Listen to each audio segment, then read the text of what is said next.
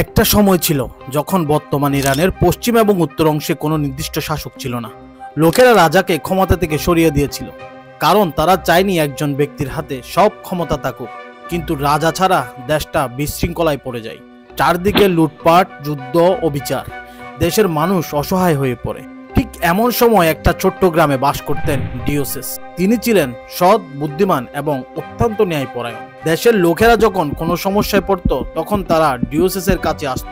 তখন তিনি সব সমস্যার খুবই লজিক্যাল এবং স্বচ্ছ সমাধান দিতেন। ধীরে ধীরে পুরো এলাকায় তার জনপ্রিয়তা ছড়িয়ে পড়ে। ডিওসেস এতই জনপ্রিয় হয়ে উঠলেন যে কোনো ঝামেলায় কোর্ট পর্যন্ত গড়াতো না। সবাই সরাসরি ডিওসেসের কাছে চলে আসতেন।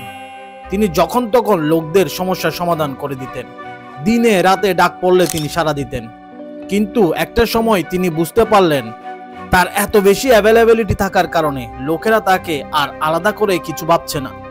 তিনি হয়ে উঠলেন সবার পরিচিত, মানে কমন ম্যান। তাই একদিন ডিওসেস ঘোষণা করলেন তিনি আর কোনো সমস্যার সমাধান করবে না, কারণ তার নিজেরও অনেক কাজ আছে। এরপর লোকজন আবার আগের মতো বিশৃঙ্খলায় ফিরে গেল। আরেকবার দেশে অশান্তি ছড়িয়ে পড়ল। এবার লোকেরা উপলব্ধি করতে লাগলো তাদের একজন লিডার দরকার। সবাই মিলে সিদ্ধান্ত নিল ডিওসিসি হবে তাদের শাসক। তাই সকলে ডিওসিসের কাছে এসে তাদের প্রস্তাব পেশ করলো।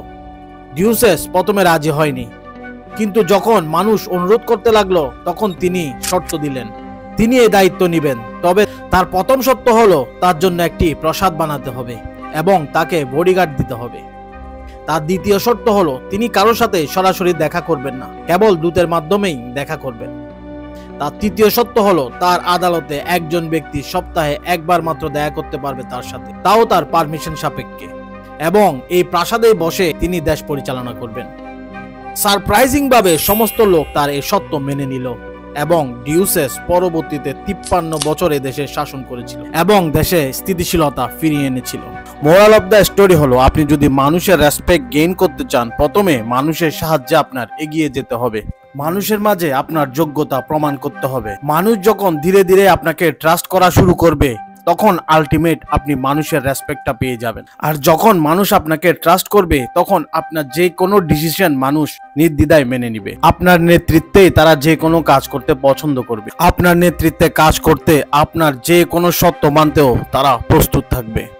এই গল্প যদি তোমাদের ভালো লেগে থাকে তাহলে ভিডিওটি লাইক করো, কমেন্টে তোমাদের মতামত জানাও এবং চ্যানেলটি সাবস্ক্রাইব করতে ভুলবে না।